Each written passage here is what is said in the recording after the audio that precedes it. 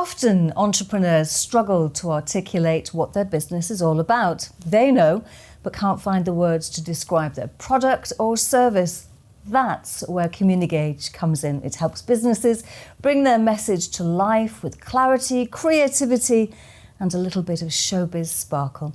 I'm delighted to say that Communigage has won International Investor Award Best Regional Boutique Consultancy Firm. It's on the table, and opposite me I'm delighted to be joined by the founder and creative director Anna Wills. So I've just given a little bit of a flavour about what the company does. Congratulations on the award, but what is the purpose of the company and what solutions does it provide for clients? Yeah, absolutely. So thank you, first of all, for the award. It's very beautiful. The company was basically spun out of a frustration of mine. We're based just outside of Cambridge, and there are so many startups and spin-outs from the university doing amazing things, inventing world-changing solutions for various different things. But people with that sort of a brain that tend to invent very clever things are often quite introverted. So the concept of them having to stand up and pitch or blow their own trumpet was something that just, it felt so unnatural to them. And I basically decided I wanted to help them because I'm quite good at trumpet blowing. And I thought, if I can help these people get their message out there in the right way, to land with the right ears, that's the real kind of crux of what Communigage does. It's not, your typical sort of marketing. It's more about making sure that the message resonates with the right people. And we use a lot of psychology and behavioural science and stuff like that to make sure that the brains that we want to react to what we're saying do react and take notice. And having met you briefly, I'm sure there's lots of fun elements as part of that portfolio of service provision. So you mentioned how some of the founders are introverted, but what are the other big problems faced by the founders of the nature you've described? Yeah, sure. Some genuinely, it's a sort of personality thing. They don't like it. They feel icky doing it. I call it the kind of sales ick, that people feel that they don't want to sell. They're nervous about talking to new customers or investors, things like that. But that's usually a sign, not that you can't sell, but that your story's not quite right. Because if your story is really authentic and true and resonates with you right at the core, you don't feel that ick. It goes away. And it's something I kind of look for with my clients, that we go through the process, we make sure we're, defining the story and the customer avatar and the messaging frameworks and all of this. But if they're still saying, it still doesn't feel quite comfy, I'm like, right, we'll do it again then. We'll go again, because it has to feel really true. And when the clients that we work with, when we get there, you can see it. You can see that weight lift. And they go, oh my God, you've just absolutely hit the nail on the head. Now I can't wait to tell everyone about it. I want to shout it from the rooftops. And that's what we want, really, to empower these, entrepreneurs, business owners, business founders to go out and share their amazing product and service with the world and give them the tools to do that. And I'm guessing if you're not authentic, you won't be believed. So how do you teach authenticity to the founders who have very sort of left side of the brain? Yeah, it's a good question. So when we're being inauthentic in whatever capacity that is, our brains know, they sense it. Our systems are designed to do that, right? The kind of lizard brain that's designed to keep us safe. If something disconnects, if there's that, we call it cognitive dissonance. If something isn't quite right, your body panics. And that's when you start to feel the shakes and all that kind of stuff. It's chemistry. You can't stop it. You can't stop it from happening. So the key with what we're doing is to make sure that these founders genuinely believe and what they're saying is really the truth. So how we do that is we work very kind of one-to-one with the founder or the owner or whoever's got the vision, and we really listen to how they talk about what they're doing, because you can tell a lot from having a conversation with somebody about where there might be some reticence or where they're not quite sure, where they stumble. So we're kind of, when we in the early stages of discussion with a client, we're not just listening for the answers they're giving about their business, we're listening to how they're saying it. And is there that hesitation? Is there a tell? Do they kind of show that they look off to the side and they're showing that they're not quite sure? So we really know where to drill in and where to kind of guide them to finding what that truth is so that they feel more confident about it. I like that, the truth. Now, without naming names, yes, Can you give us an example about client needs and what resolution was provided? Maybe your greatest win? Oh gosh. I don't know. Greatest win.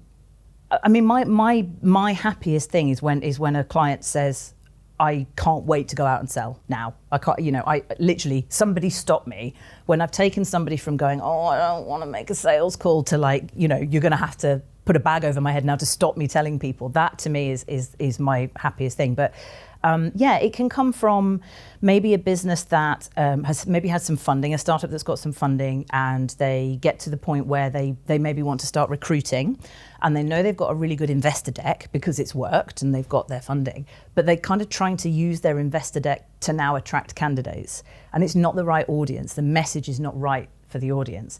So that's where we can kind of come in and say, okay, we're not going to change your story. We know what it is, but we're going to recolor it slightly so that it attracts the right candidates and it repels the wrong ones, right? It's just as important to repel the people you don't want as it is to attract the ones you do, because if you try and be everything to everyone, you'll be nothing to anyone.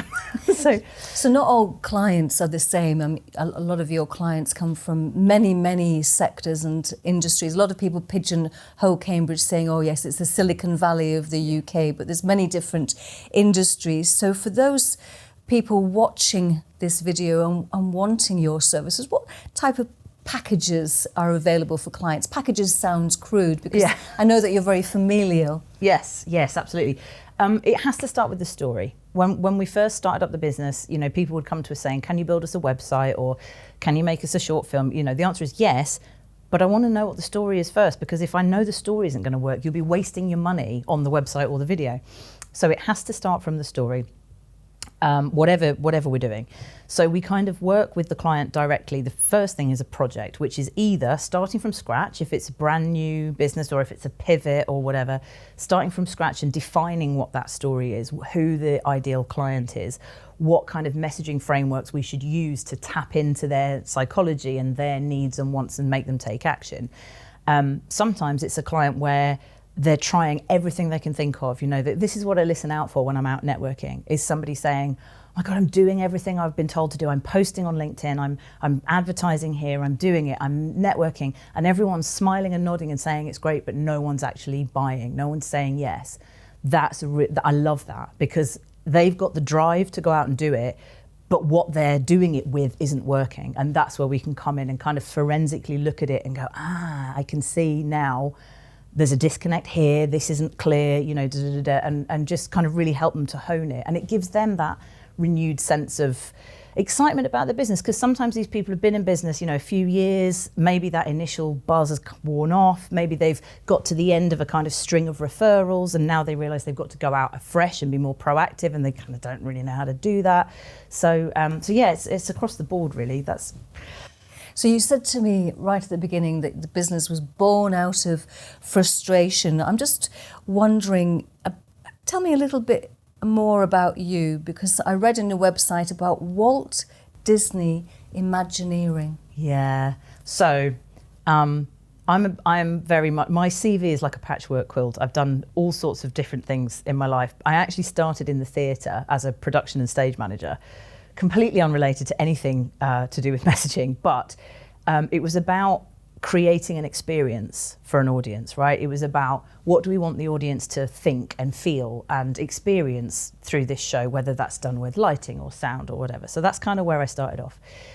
And Walt Disney Imagineering is the branch of the Disney Corporation that handles the experiential stuff. So they do the parks, the shows, the cruise lines, all that kind of stuff where you are wanting to create an emotional experience for the guest.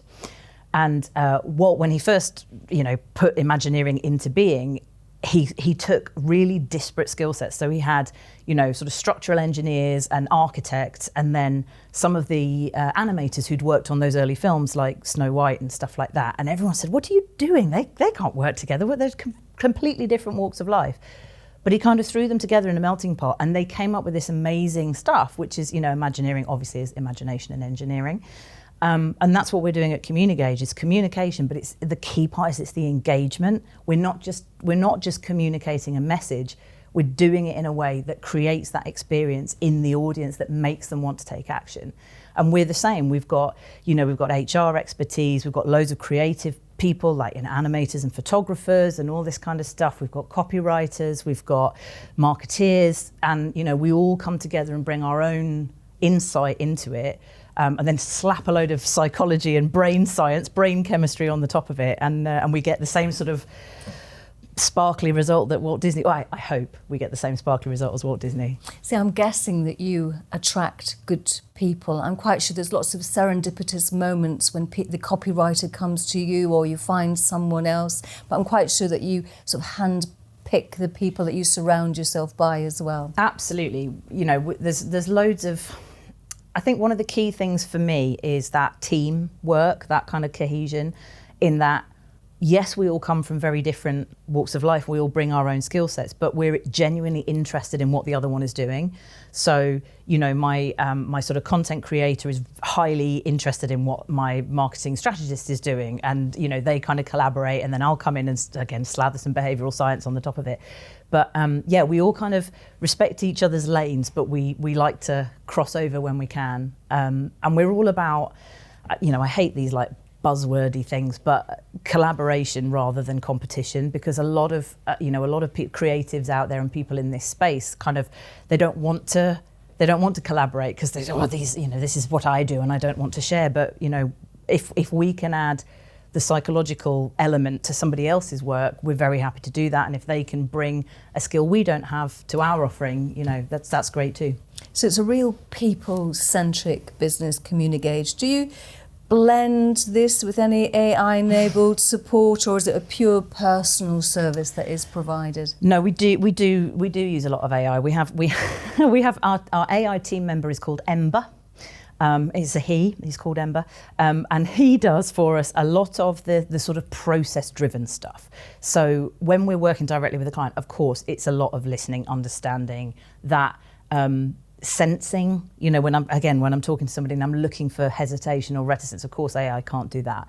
So all of that is a very personal thing. But when it comes to kind of, writing out a proposal or, finalising a report or something like that, yeah, we do use AI to kind of sense check it, spell check it, all that sort of stuff. It's very good for, processing stuff. Comparing documents is very useful if we're looking to merge two things together. We can say, take these two documents, merge them together, and then give it back to us in a sensible format. For that kind of stuff, it saves the team a lot of time.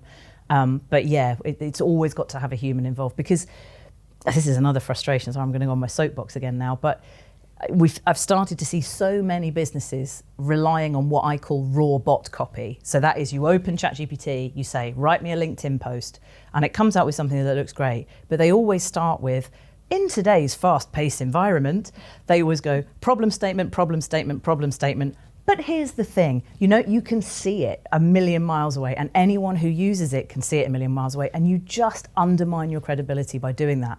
So yes, we use it, but we're very careful about how, because as soon as anything reads as, they've just chucked it through AI, we're going to be undermining ourselves. So there's always a human involved. Whatever comes out, we're checking it, we're verifying it, we're making sure it's right.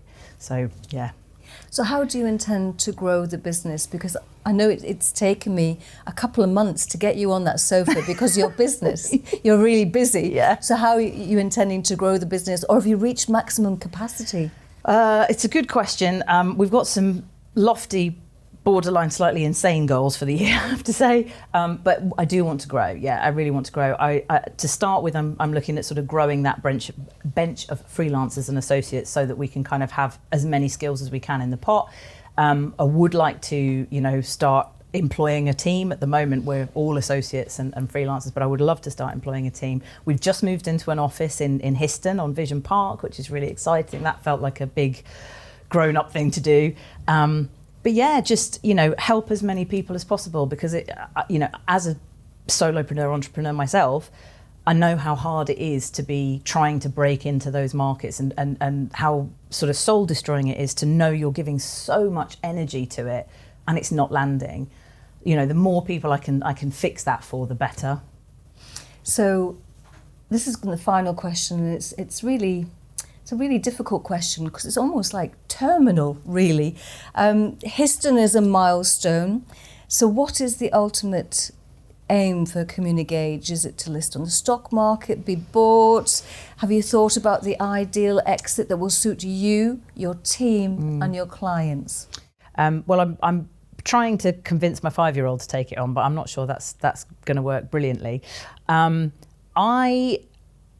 I want to be in the business for as long as I possibly can. I think I'm going to be one of these people that, you know, I die in the boardroom, on the table in the middle of a meeting kind of situation, because I genuinely love doing it, and I can't see a time when I won't enjoy doing it. But who knows? You know, it depends how much we grow. I don't have world domination plans, but I would like, you know, I would like it to be substantial enough to sell if we wanted to. But for me, it's just my passion project that's grown almost without my consent, if that makes sense. I never intended to be growing and employing a team. I set out to just help, almost like a sort of consultative type thing. But it's just so much better, and it's so much more alive when you bring in all these extra skill sets to the pot. And, you know, the fact that we can give our clients that complete service of not only getting the psychology around the messaging right, but then being able to deliver that for them as well. Like, yeah, it's grown, and I love it, and I want to see where it goes. Anna, you are a wonderful woman and a really worthy winner of that lovely trophy. We've just got to work it out how to get it back to the office now, don't we? Yes, I don't have a bag big enough. I shall have to put it under my arm. Thank you very much for your time. Really appreciate it. Thank you.